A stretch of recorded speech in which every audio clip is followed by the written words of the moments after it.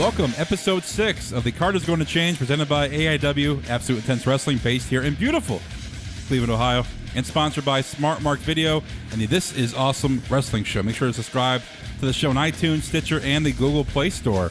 And follow AIW on Twitter at AI Wrestling.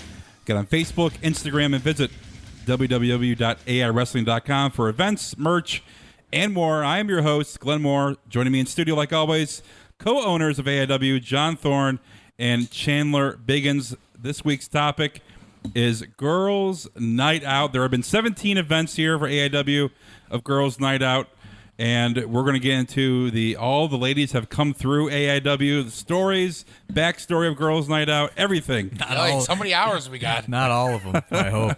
The juicy parts. Especially not those. All right, let's get into it. How did Girls Night Out become Girls Night Out? Well, I think we got to go back to the beginning of how we book girls. Yeah, I was trying to actually think about this earlier today, how we got in the Haley hatred business. Oh, I know exactly and I think it's because Matt Riot, rest in peace, was trying to develop a relationship with her. And Absolutely, this is a true story. He was trying to get her some bookings. He said, I'm talking to her, and give me the long car ride up to talk to her even more. Yeah, so Matt Riot, God rest his soul, was just trying to seduce a young professional wrestling woman. So he had somehow convinced us to book her, in which she wrestled the Potato and a guy by the name of Rebus, who is the front door man at Bugsy's Delirious. Shout out to Rebus. Shout out to Rebus. We just went and visited him recently. But yeah, so we'd never booked girls before, and I've said this before on other interviews. And but we had valets, but never women workers. like girl workers. Yeah. And I've said this before, and I think Biggins would agree. We were kind of in the same camp that a lot of people were, where like women's wrestling was just not for us.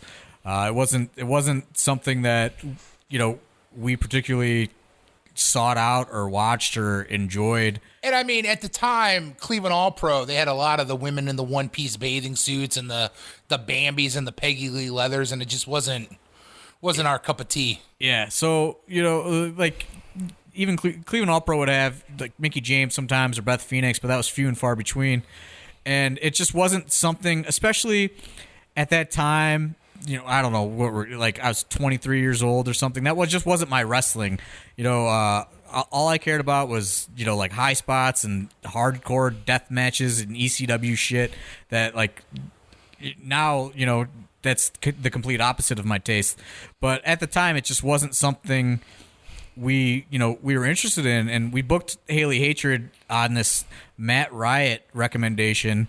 And almost just like as a one-off, like to give our buddy a favor. Yeah, and then we ended up going out that night for Corey Graves' birthday, and she came, and we kind of hit it off and developed a friendship, and we booked her for more dates, and she ended up getting pretty over with the crowd. And she was doing intergender things, and she was the only girl that we had ever booked before. And it was so funny watching her just beat the shit out of Potato and Rebus month after month. Right, like no fucking remorse, like just brutal. Like suplexes through tables, power bombs through tables. So, we ended up becoming friends with her, and then she ends up moving to Cleveland. And, she's honest, like, hey, you guys got to get into women's wrestling. Like, I have no problem wrestling guys, but you're leaving a lot on the table by not booking women's wrestling. And she finally convinced us to book her in a women's match against Mickey Knuckles at Absolution 3. And that was built off of the old footage of her powerbombing Mickey on her neck on a chair. Which Sanjay Dutt is desperately seeking right now. If anybody has that footage of Haley. Send me the gif of it. Yeah, of Haley power bombing Mickey Knuckles, King of the Death Matches 2003, on her head. Please send that gift to @Sonjay on Twitter, because he is desperately looking for that right now for some reason. But so we end up booking that match, and it gets a decent amount of attention.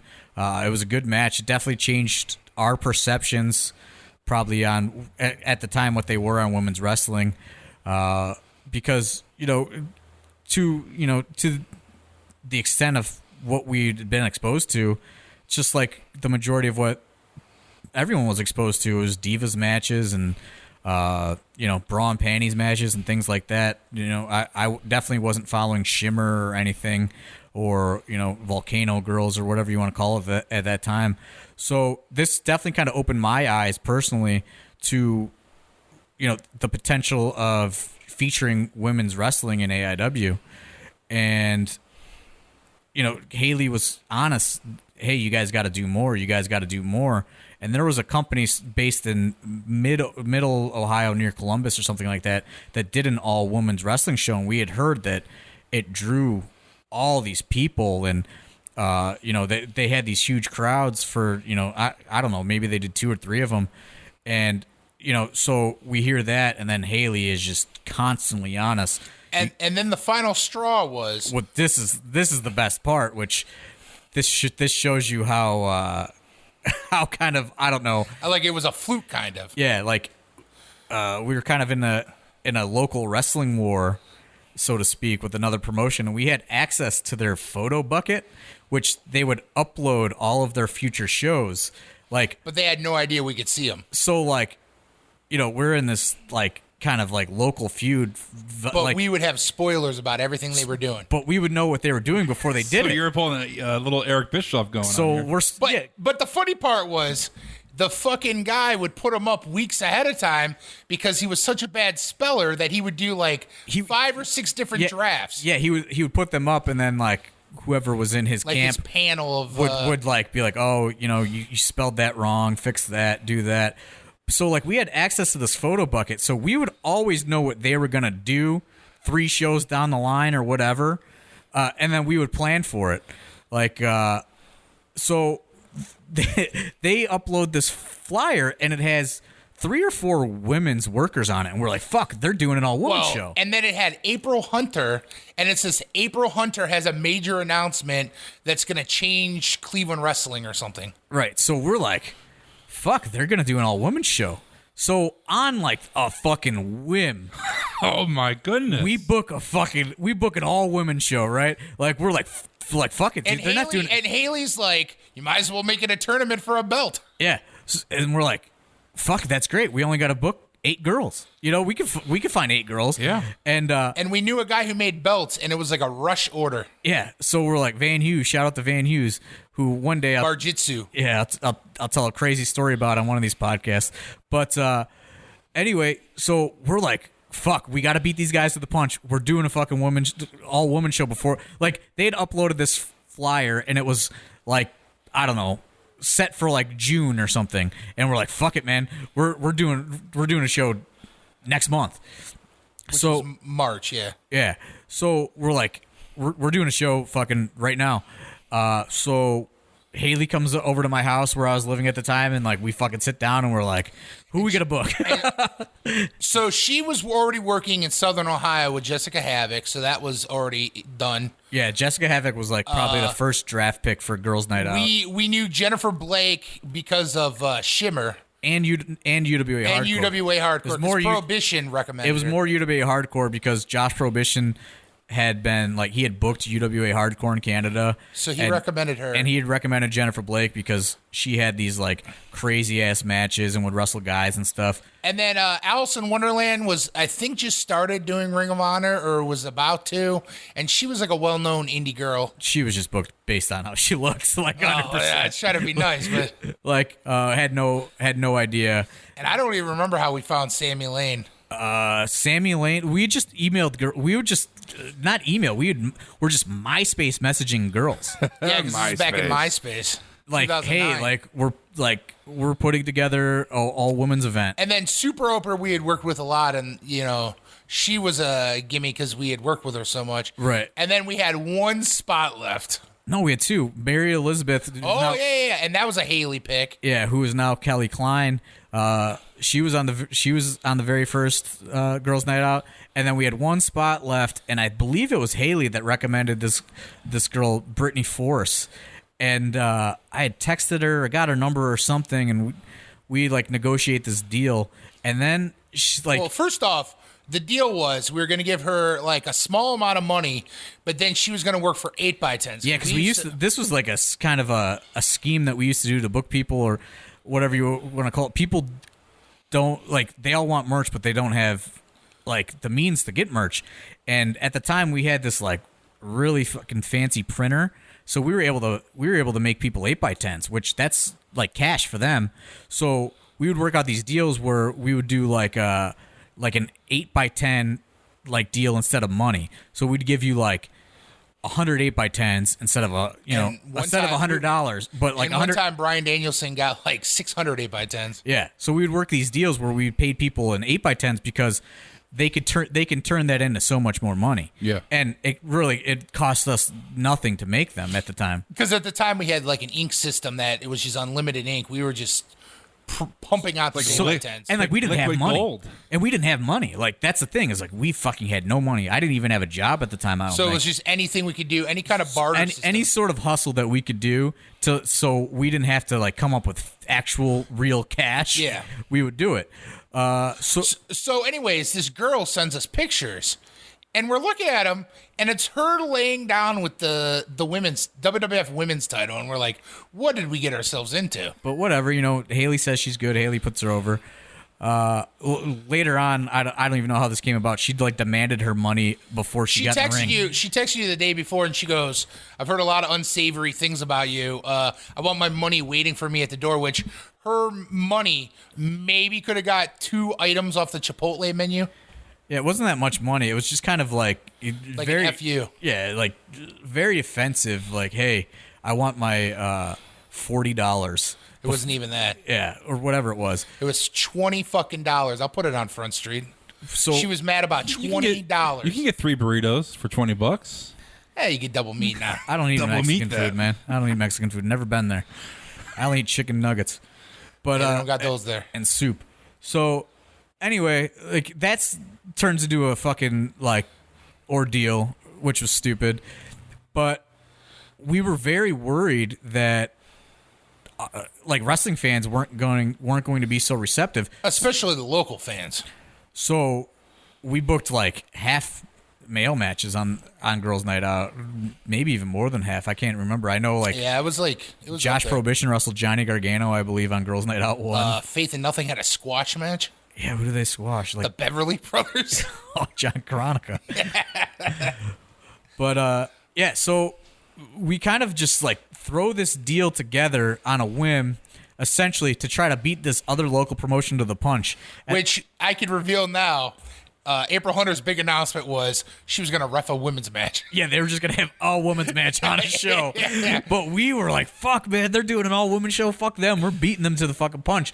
And like, we throw this show together in like weeks' notice, not barely. And then it just turns out they're just fucking going to do all women's match. But it started a fire that's still going. It started essentially another brand. But that was definitely never the idea. It was just we just wanted to beat these other fucking guys to the punch, because at that time, especially, Cleveland wrestling was very just localized. It was, just local dudes, and everyone was fighting with each other, and everyone was trying to outdo each other locally. Like nobody was thinking globally or even fucking outside of the area, even like county wide. Like it was just.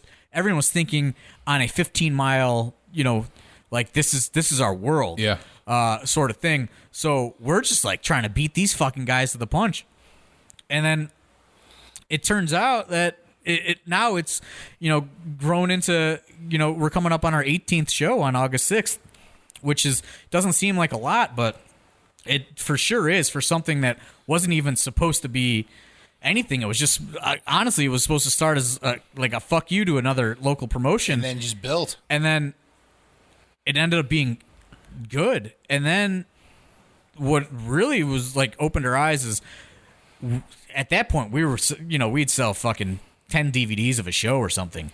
And like Girls Night Out 1 comes out, and we can't keep the fucking things in stock. Like I remember us and like a couple other people would just sit in the basement and keep making them and ship them. We would make them and ship them. We would burn we were making these DVDs like essentially like a sweatshop. It was just like this guy's cutting covers, this guy's burning, like this guy's shrink wrapping them, this guy's packing them, this guy's taking them to the fucking Smart Mark Video. This is before anything. We did everything in house at that time, which fucking sucked.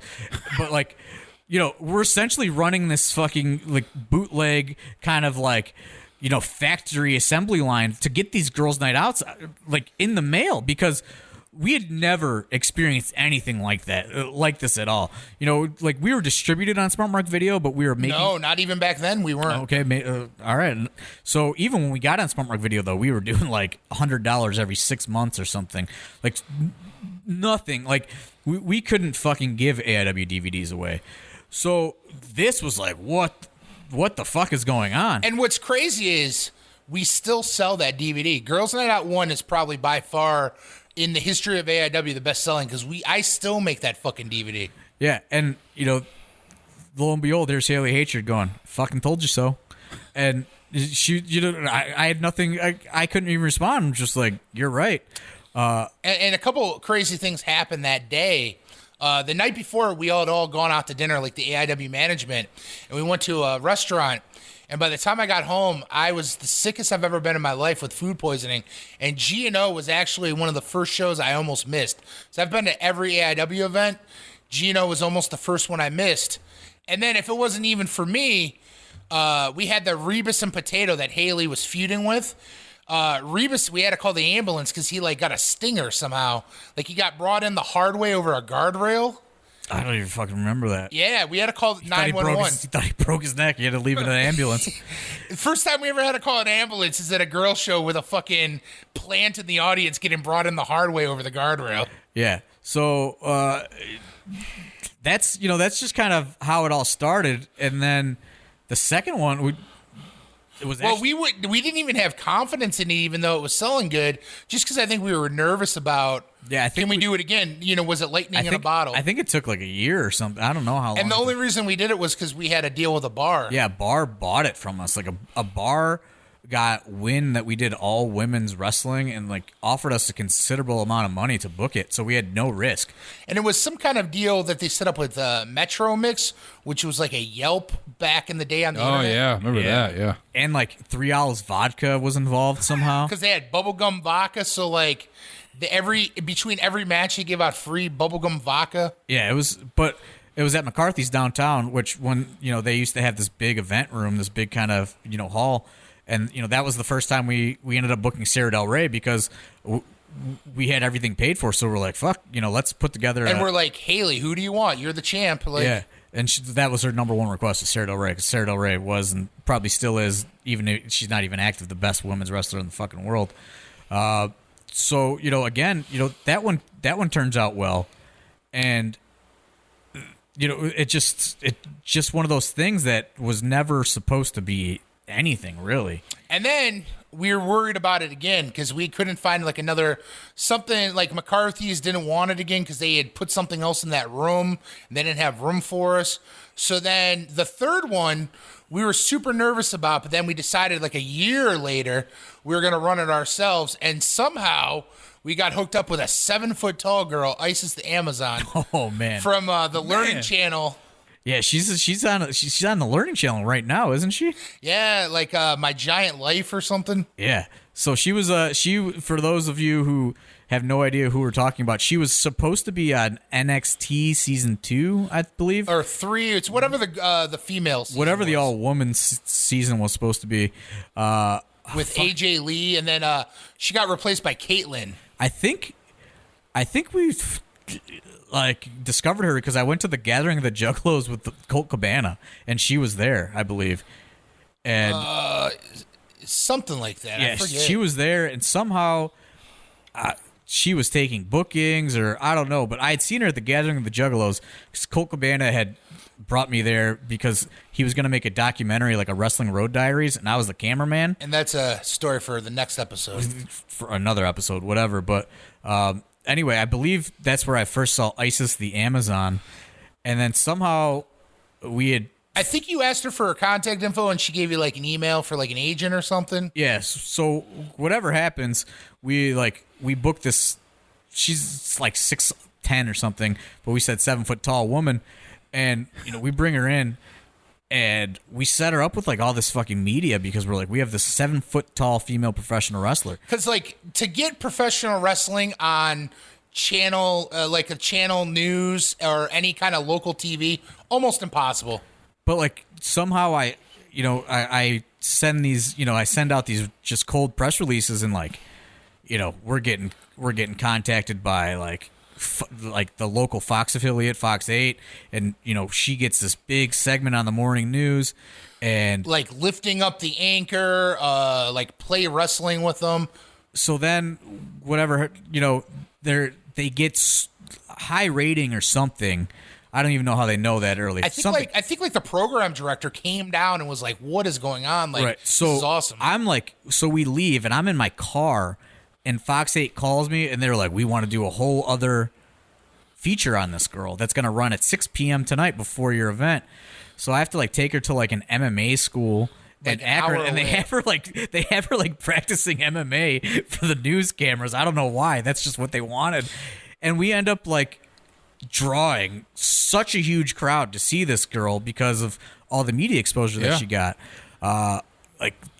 People actually called the Lakewood Fire Department because I was working the front door, and all of a sudden all these firemen come in because people had reported it on the news that we were going to break fire code for this event, and they came in and it was fucking packed, but we didn't break the fire code. And at the time, it had to be like 300 or 400 people, but at the time, that might have been 10,000. Yeah, for us, because AIW was not doing very well at that time period, and we did like a photo op split with this girl, and every fucking person on the planet was wanted a picture with a 7-foot tall girl, and I went to the mall with her that day, and I've never gotten that much attention in my entire life, but that was like it.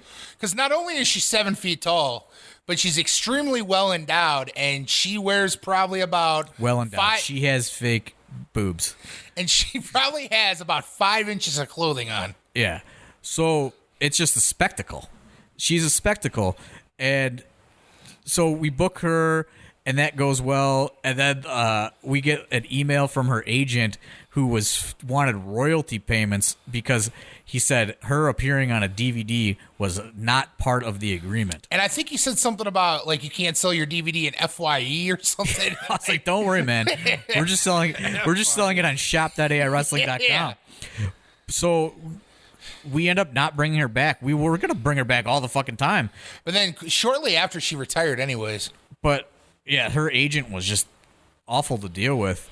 And that was another one of those kind of turning point moments to where Girls Night Out, kind of a theme is Girls Night Out bails us out to an extent when things aren't going well business-wise. Because that was easily probably one of the most lucrative nights we've had ever. Like, well, I don't know ever, but like at that time, that was like $1 million.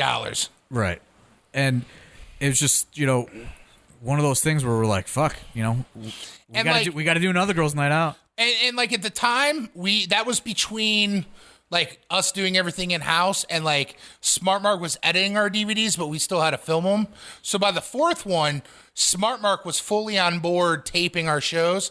And if they would have taped the first 3, I think we would have been in a far different, better place. Yeah, because I mean, we were doing things all in house, all self-taught, no idea about fucking production. So the quality wasn't professional. No, like there was a couple of AIW shows that looked like they're filmed on a fucking cell phone. And GNO3 was one of them.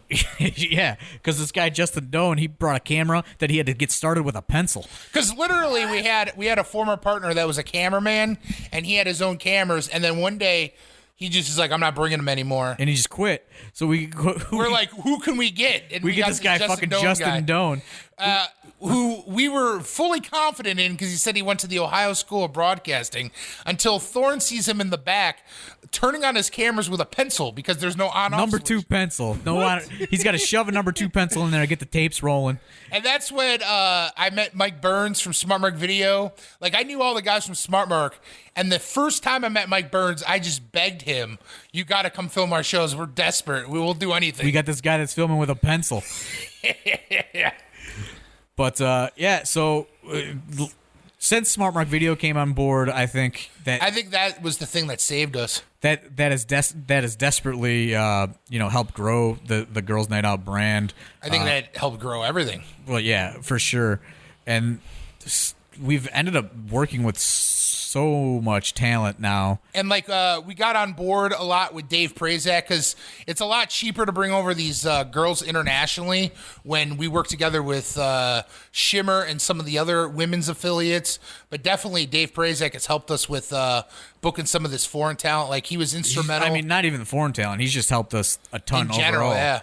Yeah. When he really doesn't have to at all. I mean, Dave Prazak is. We do give him free beer though. Yeah, we do give him free Bud Heavies when he comes to town. But Dave Prazak is the fucking godfather of women's professional wrestling. So much. As it's seen, in the United States, and he had no reason to help us out because we were essentially just doing what he was doing. Yeah, he's never treated us as a competitor. He's almost treated us as like a breathing ground because so many girls have started with like G&O and moved on to like some of the other women's promotions because like there's so many girls that started out with us that made it huge. Because I think that's one of the things that we really like, not only in just regular AIW shows, but especially the Girls Night Out shows, is like going out and finding these just unknown girls that are just on the fringe of existence. Because we had Veda Scott versus Kimberly, or Veda Scott versus Cherry Bomb in like her fourth match, and then that was GNO 4.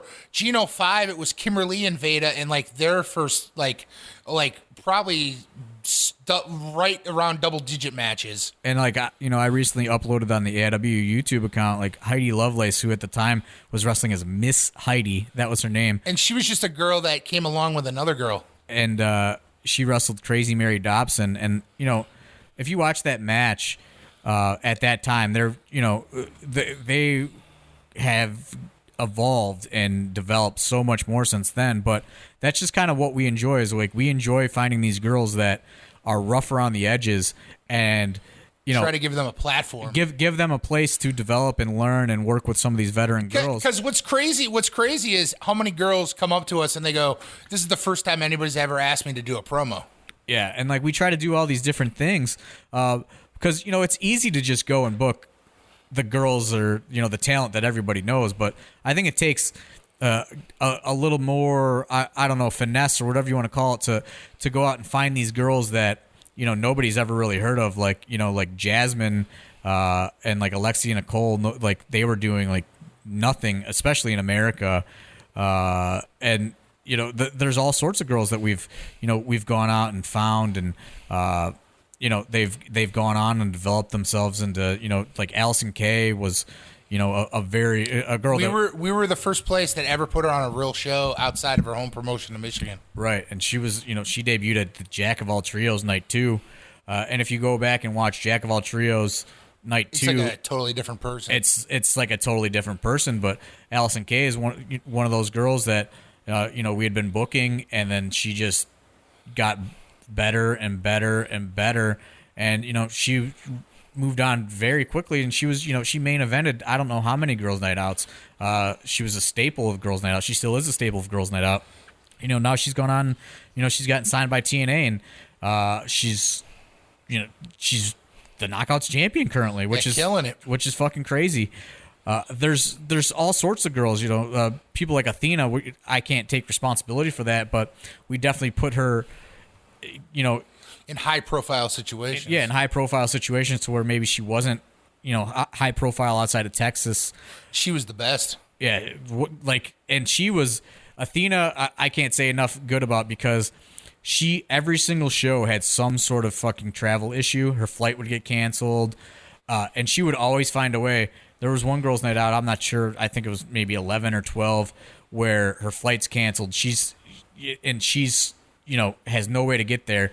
It's like April, and Cleveland gets hit with a blizzard, just like brutal blizzard. On the same day when our venue, Turner's Hall, told us, "Oh, we forgot to have the heat fixed." Yeah, we forgot to pay the heating bill.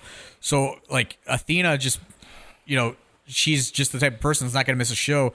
She books herself a flight to Akron this is the only AIW show I ever had to miss. I had to leave at it was when we were doing 2 Girls Night Out tapings on the same day. I had to leave, drive in a blizzard all the way to Akron, Ohio, which is an hour away.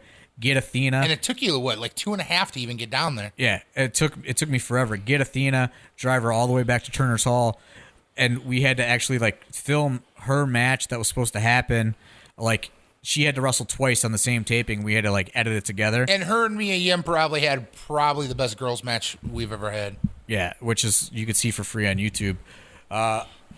And you know that's just one of those things to where there's no way Athena was going to miss a booking, and you know that's probably why she developed such a name so quickly, because Athena was not missing a fucking show anywhere in the fucking world. Yeah. But Girls Night Out was just one of those things that was never supposed to happen, and it's now we're coming up on the 18th one on August 6th, which is crazy to think about to me. And it's like a who's who of professional wrestling of the female variety. We've had so many people come through the doors. It's really been a breeding ground, like you were saying, and it's also been cool to deal with some of these girls that have never been to the Cleveland, Ohio area. I have a question for both of you. Is there a list of women that you would like to bring in AIW haven't yet? Or... I thought you were going to ask if there was a list of people we will never book again, and No. that's very long. No. Is there a list of ladies that you would like to bring in? Gail Kim was one of the top bucket lists, I'll tell you that. And we were lucky to have her. We've been negotiating with her for years to try to get her in for a girls' night out, and it finally worked out the last time. Anybody else? I'm trying to think. It's really hard because we've booked so many of those people at this point that were, long shot, dream list type of people. I mean, I wouldn't complain if somebody somehow smuggled Silesia Sparks and Alexi Nicole back into America. Yeah, that's really, kind of a. I would almost say things. debuts, probably not, but I think a lot of returns. Like, like if it's still so disappointing that Silesia Sparks can't compete in America. Alexi Nicole probably can, but it's so touchy. It's so risky with these Canadian talents, as I talked about on a previous podcast. Crossing the border, it's really hard to feature them because you don't know what's going to happen.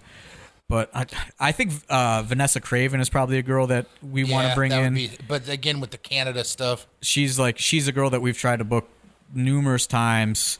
For probably, I don't know, a year, 2 years, and it just never works out because she's booked so solid. That's really the only one that's popping. Yeah, like I mean, I would have to think about that more probably. The other list of girls we won't book is probably far longer. We're not going to get into that, though. We won't. Give me one. No, can't give you any. No? Not opening up that can of worms. The list would be good for another episode. No, that's man. I can't take that bad publicity in the women's wrestling world again.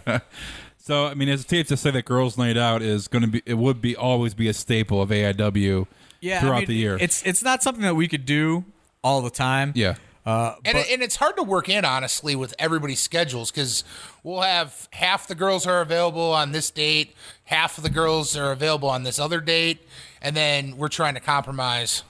Yeah, so it's definitely going to be a staple. It's going to be something we try to do, at least twice a year from now on. But like he said, scheduling and things like that, it's really hard to coordinate to get all those people in one place at one time, especially, since we have such a kind of established GNO roster at this point, we want to try to use a good majority of them. All right, that's going to wrap it up for episode 6. The card is going to change. Presented by AIW, sponsored by Smart Mark Video, and This Is Awesome Wrestling Show. I remind you, subscribe, leave a comment, rate the podcast, iTunes, Stitcher, the Google Play Store. Follow AIW on Twitter, Facebook, Instagram. Visit the website, AIWrestling.com, for events, merch, and more. Leave feedback on the episodes on the Twitter and Facebook pages. And for John Thorne and Chandler Biggins, I'm Glenn Moore. We'll talk to you next time. Thanks. Stop doing that, man.